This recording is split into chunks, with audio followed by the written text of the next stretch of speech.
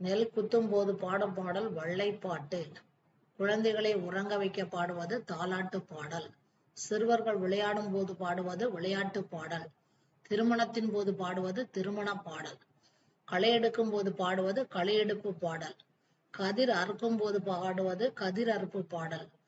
பூ தொடுக்கும் போதும் பறிக்கும் போதும் பாடுவது திருப்புவலி பாடல். தோழியர் இருவர் விளையாட்டாக பாடுவது திருச்சாடல். இறந்தவர்களுக்கு பாடுவது ஒப்பாரி பாடல்.